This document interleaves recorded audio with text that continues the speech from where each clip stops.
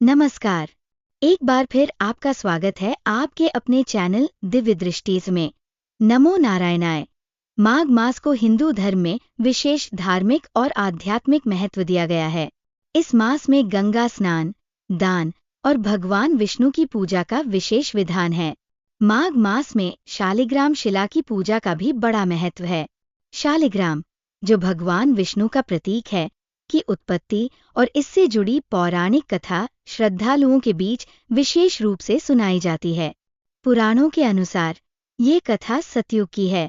गंडकी नदी के तट पर देवताओं और असुरों के बीच भयंकर युद्ध चल रहा था। असुरों के राजा जालंधर के पास ऐसी शक्तियां थी कि उसे कोई भी पराजित नहीं कर सकता था। जालंधर का जन्म देवी पार्वती के तेज और शिव के अंश से हुआ था। उसकी शक्ति का रहस्य उसकी पत्नी वृंदा के सतीत्व में छिपा था। जालंधर ने अपनी शक्ति के अभिमान में देवताओं और ऋषि मुनियों को अत्यंत परेशान कर दिया। वह स्वर्ग पर अधिकार करना चाहता था और इंद्रासन को हड़पना चाहता था। देवताओं ने भगवान विष्णु से सहायता की गुहार लगाई। जालंधर को पराजित करने का एकमात्र उपाय वृंदा के सतीत्व को भंग करना था, क्योंकि उसकी शक्ति का आधार यही था। भगवान विष्णु ने जालंधर के विनाश का उपाय खोजा।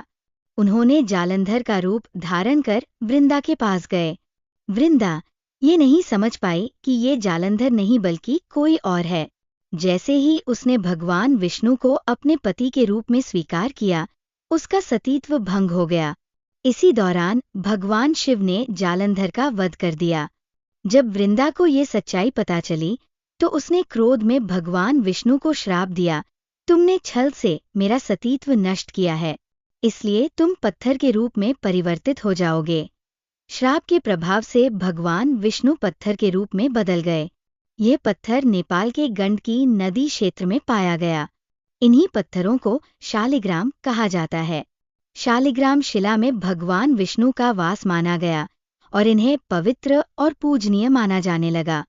भगवान विष्णु ने वृंदा को ये वरदान दिया कि वह तुलसी के रूप में पुनर्जन्म लेंगी और उनकी पूजा उनके साथ की जाएगी। तभी से भगवान विष्णु की पूजा शालिग्राम शिला और तुलसी के साथ करने का विधान बन गया। माघ मास भगवान विष्णु की आराधना का विशेष समय है। इस मास में गंगा स्नान और शालिग्राम की पूजा करने से अनंत पुण्य प्राप्त होता है। शालिग्राम शिला को गंगा जल और पंचामृत से स्नान कराकर तुलसी पत्र अर्पित करने से भगवान विष्णु प्रसन्न होते हैं। शालिग्राम की पूजा से जन्म जन्मांतर के पापों का नाश होता है और मोक्ष की प्राप्ति होती है।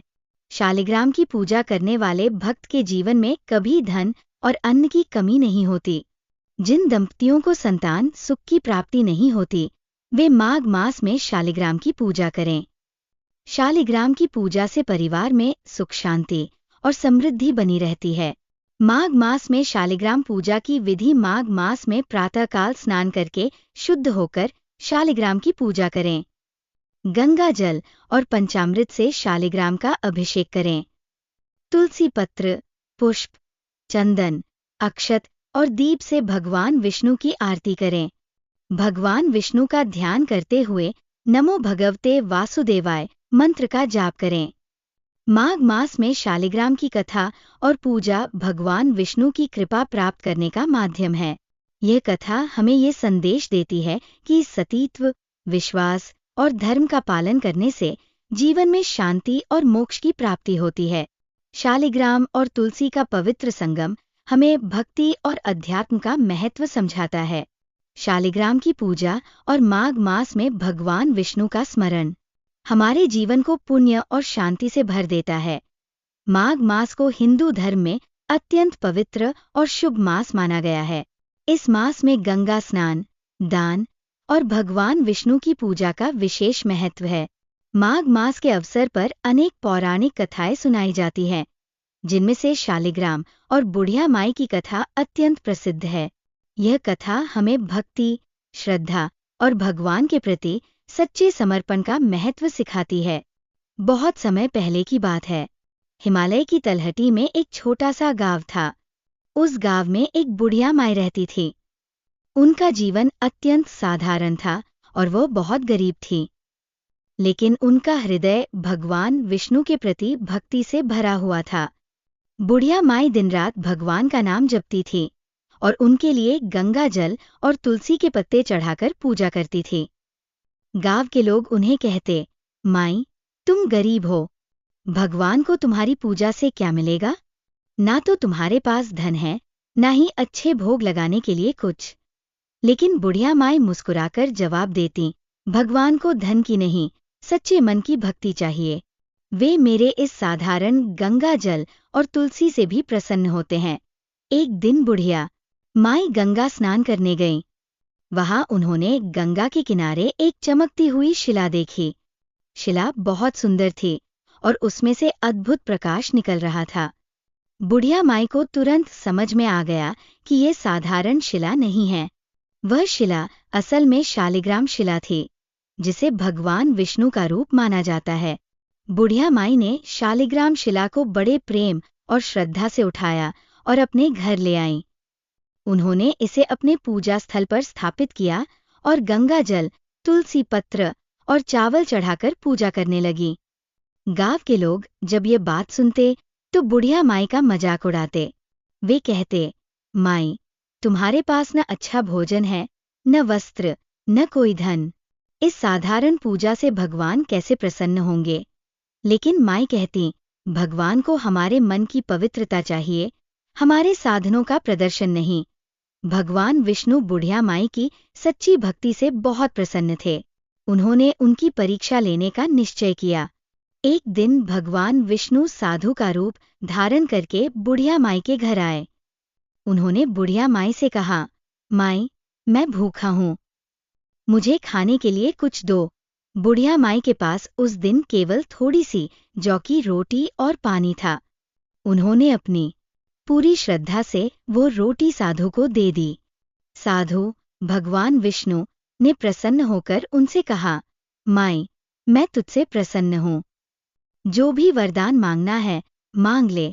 बुढ़िया माई ने कहा, मुझे किसी धन दौलत या वैभव की जरूरत नहीं है, आप बस मुझे अपना भक्त बनाए रखिए और मेरी पूजा स्वीकार करते रहिए। साधु ने अपना असली रूप प्रकट किया और कहा, माई, मैं भगवान विष्णु हूँ, मैं तेरी भक्ति से प्रसन्न हूँ। तेरी सच्ची श्रद्धा के कारण मैं सदैव तेरे शालिग्राम रूप में निवास करूंगा। तेरे घर में हमेशा सुख शांति और समृद्धि रहेगी। उसके बाद बुढ़िया माई का घर धनधान्य और सुख से भर गया। गांव के लोग ये चमत्कार देखकर हैरान रह गए और उन्होंने बुढ़िया माई की भक्ति को समझा।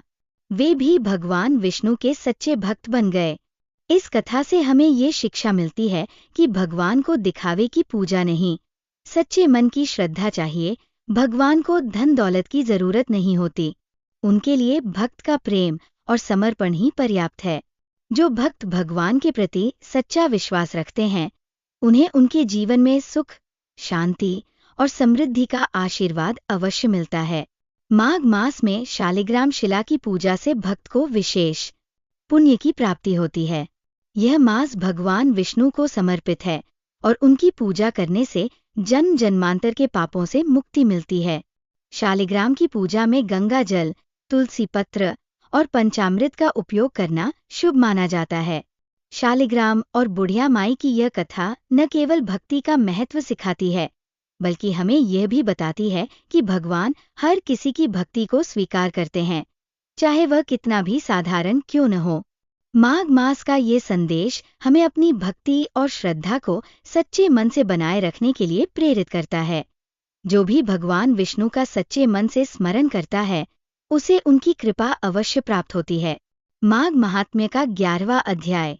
यमदूत ने कहा, हे वैश्यपुत्र, अब मैं तुम्हें वो गूढ़ रहस्य सुनाता हूँ, जिसे स्वयं धर्मराज ने मुझे बताया है। इसे ध्यान से सुनो। जो व्यक्ति महात्मा पुरुषों के संपर्क में रहते हैं और धर्म के मार्ग पर चलते हैं, उनके पास यमदूत जाने का साहस भी नहीं कर सकते। जो लोग भगवान विष्णु की सच्चे मन से आराधना करते हैं, उनके लिए यमदूतों का भय नहीं होता। यमराज का ये स्पष्ट आदेश है कि विष्णु भक्तों के समीप जाना यमदूतों के लिए निषिद्ध है, चाहे वह भक्त किसी भी परिस्थिति में हो। यदि वे भगवान श्रीहरि की पूजा अर्चना करते हैं, तो उनके सभी पाप क्षमा हो जाते हैं। जिस घर में वैष्णव भोजन करते हैं वह घर पवित्र हो जाता है। वैष्णव भक्तों के संगत में आने मात्र से ही प्राणियों के सभी पाप नष्ट हो जाते हैं।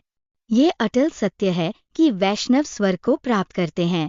हे तात, जो ब्राह्मण होकर भी विष्णु भक्ति से दूर रहता है वह चांडाल के समान माना जाता है। दूसरी ओर जो शूद्र होकर भी भगवान विष्णु का भक्त है वह सदैव पूजनीय होता है।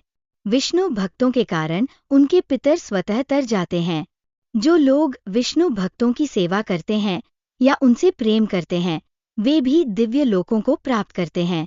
जो प्राणी मरते समय गोविंदाय नमो नमः मंत्र का जाप करते हुए प्राण त्यागता है उसे यमलोक के दर्शन नहीं होते। द्वादशाक्षर मंत्र नमो भगवते वासुदेवाय मंत्र का जाप करने वाले व्यक्ति वैष्णव माने जाते हैं।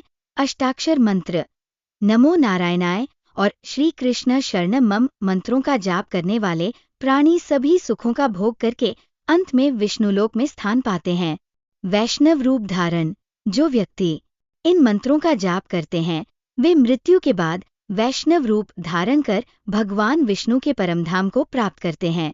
भगवान विष्णु की भक्ति का प्रभाव इतना शक्तिशाली है कि यह हर प्रकार के पाप और दुखों का नाश कर देती है। वैष्णव भक्तों की संगति और उनकी सेवा से जीवन पवित्र हो जाता है।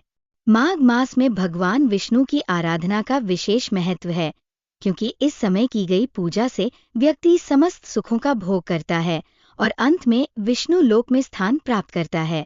भगवान विष्णु की आराधना करने वाले भक्त न केवल अपना जीवन सुधारते हैं बल्कि अपने पितरों का भी उद्धार करते हैं। यदि आपको ये कथा ज्ञानवर्धक लगी हो तो कृपया इसे शेयर करें और भगवान विष्णु का नाम स्मरण करते रहें।